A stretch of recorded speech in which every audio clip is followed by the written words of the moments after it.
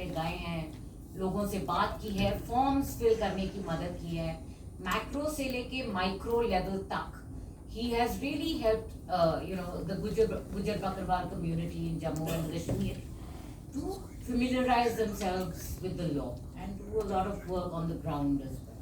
So I'll hand over to Javed Rahi. Thank you. मेरा नाम जावेद राही है। मैं बुनियादी तौर पे मैं लिटरेचर के साथ जुड़ा हुआ हूँ।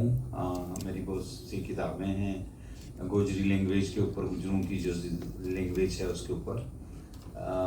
लगभग 300 के करीब जो डिफरेंट किताबें हैं वो एडिट की हैं। 14 मेरी किताबें अपनी हैं, 5 डिक्शनरियाँ गोजरी लैंग्वेज और उससे साथ जुड़ती हुई ज़ुबानों के साथ बनवाई हैं। इंसाइक्लोपीडिया ऑफ हिमालयन गुज्जर में फोकलोर पे काम किया है। बहुत सारी और चीज़ों पे काम करता हूँ, मतलब अवेयरनेस पे। तो जब FRA आया तो मुझे लगा कि मेरा एक रोल बनता है इसमें कि मैं अपने लोगों को बताऊं कि FRA असल में क्या है। और हमारे यहाँ ये एक इम्प्लीमेंटेशन, क्योंकि एक जंग लड़ रहे थे हम कि एक स्ट्रगल थी फॉर FRA कि भाई जम्मू कश्मीर में क्यों नहीं एक्सटेंड हो रहा। जम्मू कश्मीर में प्रायर टू FRA एक forest right act Jammu Kashmir का अपना था जो 1931 में वहाँ के राजा जी ने बनवाया था। उन्होंने अपनी पास्चर्स को खोल दिया था ट्राइबल्स के लिए, और वो उसके ये इवज़ में बकरी या भेड़ जो हैं वो टैक्स के तौर पे लेते थे। बाद में ये पैसों में बदल गया। तो जो भी माटो या परमिट दिया जाता था JNK के अंदर या दिया जाता है, उसके अगेंस्ट सर्टन टैक्स लिया जाता है। उस टैक्स से मुबर्रा हैं, उसमें नहीं आते हैं घोड़े और गाय इसलिए नहीं आती है कि गाय वहाँ के राजा के आस्था के साथ जुड़ी हुई थी, और घोड़ा इसलिए कि राजा को कभी भी घोड़ा चाहिए होगा, तो लिहाजा घोड़ों के ऊपर ये टैक्स जो है वो नहीं था। बाकी सब चीज़ों के ऊपर टैक्स था। जो फॉरेस्ट राइट एक्ट JNK का था वो हमें प्रोवाइड करता था पेस्टोरल कम्युनिटीज़ को या ट्राइबल कम्युनिटीज़ को एक्सेस जंगल में कुछ पैसे के इवज़ में। वहाँ कुछ ठेके भी दिए जाते थे, मतलब फॉरेस्ट के अंदर कि भाई आप ग्रेजिंग का एक बड़ा आदमी ठेका ले लेता था, वो बाकी लोगों से टैक्स वसूल करके गवर्नमेंट को देता था। ये एक तरह की परंपरा थी जो चलती आ रही थी।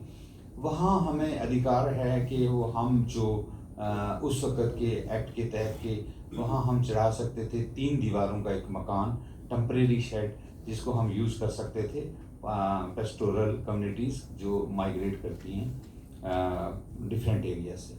जम्मू कश्मीर का जहाँ तक ताल्लुक़ है, मैं आपको बताना चाहूँ कि एक larger chunk of population migrate करता है।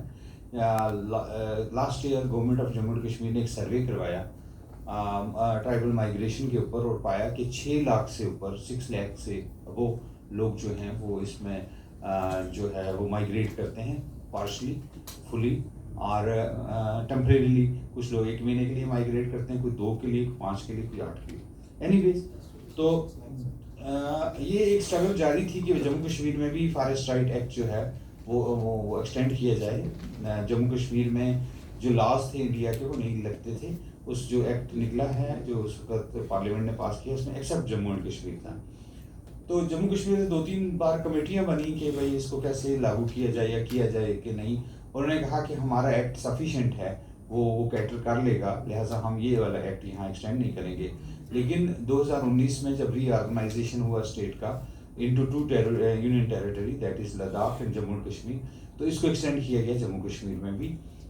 और जम्मू कश्मीर में एक्सटेंशन के वक्त जो है वो जम्मू कश्मीर के अंदर इसके साथ साथ SC/ST अट्रॉसिटीज़ एक्ट, बाकी भी जो ट्राइबल के राइट्स वहाँ नहीं दिए गए थे तो वो एक्सटेंड किए। 2020 में जब 1 साल हो चुका था तो लोगों ने शोर उठाया कि भाई आपने तो FRA यहाँ पे इम्प्लीमेंट किया है, लेकिन आपने जो है वो इसको इम्प्लीमेंट नहीं प्रॉपरली, ग्राउंड पे तो वो है नहीं है, मीडिया वगैरह में आ गया। तो सरकार ने 1 महीने के अंदर पूरे जम्मू कश्मीर के अंदर सब जगह पे गांव में कमेटियां बना दी, मतलब जंगी पैमाने पे, वॉर फुटिंग पे। उन्होंने कहा कि रातों रात ये ना कमेटियां बन के हमारे पास आ जाएं।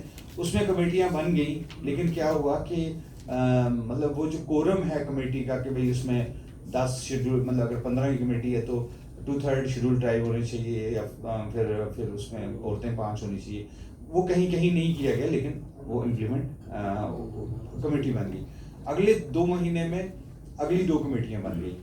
उसमें मतलब यूं समझिए कि एकदम से ना उसमें काम शुरू हो गया। फिर गवर्नर साहब ने कहा कि हम आपको ना एक टाइम देते हैं, इस टाइम फ्रेम के अंदर अंदर सब लोगों के क्लेम ले लो और जल्दी करो इमीडिएटली। मतलब कि मैं चाहता हूं कि फिर एक तकरीब भी हुई।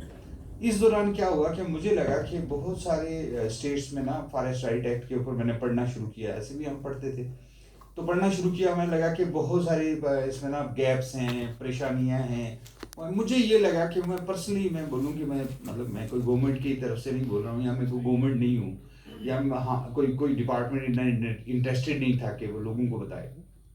आज भी वहाँ के जो अहम डिपार्टमेंट है उनमें उनमें उन्होंने कोई अवेयरनेस प्रोग्राम नहीं लॉन्च किया। अगर लॉन्च किया तो वो इतना इतना नीचे लेवल का था कि उन्होंने डराया बल्कि ट्राइबल को कि भाई आपको तो अगर आपका क्लेम रिजेक्ट हो जाता है तो आपको निकलना है। ऐसे में मुझे लगा कि खुद पर्सनल मुझे लगा कि मुझे कुछ करना चाहिए। तो क्योंकि मतलब मेरी अपने ट्राइब में गुजर बकरवाल कबीले के अंदर मुझे लोग जानते हैं सर्टन अदर रीजंस की वजह से, नॉट फॉर एफआरए, कि मैं एक टीवी शो चलाता हूँ हमारी आवाज़ करके उनकी लैंग्वेज में, जिसमें सारे डिग्निटरीज को, सब बोलने वालों को बुलाता हूँ, उनसे बात करता हूँ। वो पॉपुलर है सोशल मीडिया के ज़रिए, यूट्यूब के ज़रिए, डिफरेंट चैनल्स के ज़रिए। तो उस वजह से मेरी एक अपनी पहचान थी, मतलब लोग मुझे जानते थे। तो मैंने यूज़ किया, मतलब पहले तो मैंने एफआरए को पढ़ा, और उसके बाद उसके अंदर उसके रूल्स, उसके एक्ट है, उसके बाद गवर्नमेंट ऑफ इंडिया के जो डायरेक्टिव हैं, जो स्टेट्स बार बार पूछती हैं कि भाई ये इसका क्या मसला है, इसमें आपको क्या करना है, उसको